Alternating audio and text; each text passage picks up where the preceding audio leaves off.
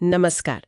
आज हम वेंकटेश्वरा आयुर्विज्ञान संस्थान गजरौला पर मिले जो स्रोत हैं उन पर थोड़ी विस्तार से चर्चा करेंगे। जी। ये संस्थान NH24 पर है, दिल्ली से मतलब बहुत ज़्यादा दूर भी नहीं है, और जैसा स्रोत बता रहे हैं इनका इरादा है कि विश्व स्तरीय मेडिकल एजुकेशन दी जाए। हाँ, बिल्कुल। तो आज की बातचीत का जो मुख्य उद्देश्य रहेगा वो है विम्स के MBBS प्रोग्राम को समझना। ठीक है। वहाँ क्या सुविधाएं हैं, और हाँ, सबसे अहम जानकारी दाखिले की प्रक्रिया, मतलब फीस क्या है और अप्लाई करने की आखिरी तारीख। ये सब बिल्कुल, ये जानना बहुत ज़रूरी है। किसी भी अच्छे मेडिकल कॉलेज के लिए उसकी बुनियाद, मतलब उसका इंफ्रास्ट्रक्चर और छात्रों को जो प्रैक्टिकल अनुभव मिलता है, हाँ। वो बहुत मायने रखता है। हाँ। तो देखते हैं ये स्रोत इस बारे में क्या कहते हैं, खासकर MBBS को ध्यान में रखते हुए। हाँ। तो स्रोत ये बताते हैं कि यहाँ एक काफी बड़ा एकेडमिक ब्लॉक है। अच्छा। जिसमें लेक्चर हॉल्स में मॉडर्न टीचिंग एड्स हैं, जैसे डिजिटल बोर्ड वगैरह, और इससे जुड़ा हुआ एक टीचिंग अस्पताल भी है जो काफी बड़ा है, 1200 से ज्यादा बेड। 1200 बेड, ये तो काफी बड़ा है। हाँ, और ये बात मुझे काफी अहम लगी कि रोजाना OPD में, मतलब जहाँ मरीज बिना भर्ती हुए आते हैं, 900 से ज्यादा लोग आते हैं। ओह, 900 रोज। हाँ, तो छात्रों के लिए इसका मतलब है कि उन्हें शुरू से ही काफी अलग अलग तरह के मरीज देखने का मौका मिलता होगा। हाँ, ये तो प्रभावशाली आंकड़े हैं। मतलब इतनी बड़ी संख्या में मरीजों का आना, ये निश्चित रूप से छात्रों को अलग अलग बीमारियों और स्थितियों को सीधे तौर पर देखने और समझने का मौका देता है। सही बात है।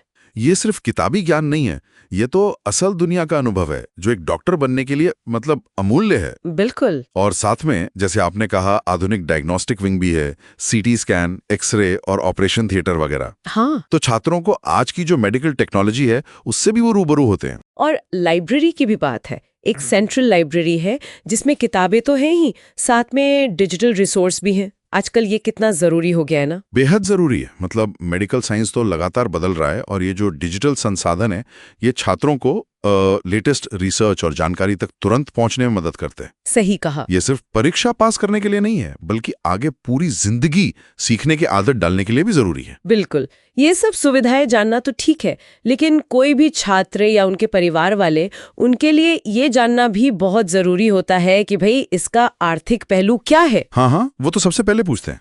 तो स्रोत के मुताबिक MBBS प्रोग्राम की जो सालाना ट्यूशन फीस है वो है 11,10,508 रुपए। 11,10,508 रुपए। ठीक है, ये जानकारी साफ होना हमेशा अच्छा रहता है। हाँ, प्लान करने में आसानी होती है। बिल्कुल। कमरा शेयर करते हैं तो उसका सालाना खर्चा लगभग 1,92,000 रुपए बताया गया है। करीब 1.25 लाख।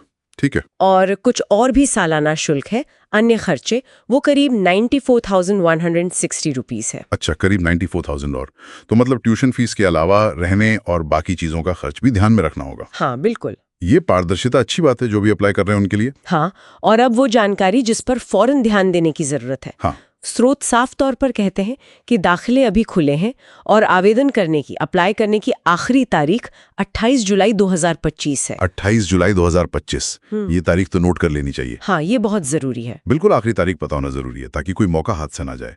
ये जानकारी सबसे अहम है उन लोगों के लिए जो इस संस्थान में वाकई रुचि रखते हैं। तो अगर हम सारी जानकारी को एक साथ देखें तो वेंकटेश्वरा आयुर्विज्ञान संस्थान एक व्यापक MBBS प्रोग्राम ऑफर करता हुआ दिखता है, जिसमें आधुनिक सुविधाएं भी हैं, एक बड़ा अस्पताल भी जुड़ा है जो प्रैक्टिकल अनुभव के लिए अच्छा लगता है। हाँ। तो मुख्य बातें जो याद रखनी है, सालाना ट्यूशन फीस करीब 11,10,508 रुपए और आवेदन की अंतिम तिथि 28 जुलाई 2025। और बिल्कुल, और स्रोत एक और दिलचस्प बात पर जोर देते हैं।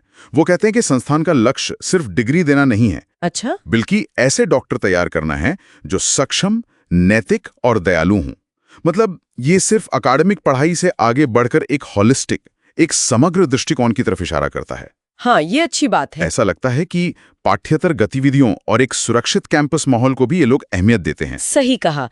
ये सिर्फ सुविधाएं या फीस की बात नहीं है, बल्कि किस तरह के डॉक्टर्स बनाने का इरादा है, ये भी मायने रखता है ना। जी बिल्कुल। तो इसी सोच को अगर आगे बढ़ाएं तो एक सवाल मन में आता है कि ये जो स्रोत बता रहे हैं, आधुनिक तकनीक और रोज इतने सारे मरीजों से मिलने वाला अनुभव, इन दोनों का ये जो मिश्रण है, ये एक नए डॉक्टर के पेशेवर नजरिए को और उसकी जो मानवीय संवेदनाएं हैं उन्हें किस तरह से गढ़ सकता है, ये सोचने वाली बात है। हाँ, ये एक अच्छा सवाल है सोचने के लिए।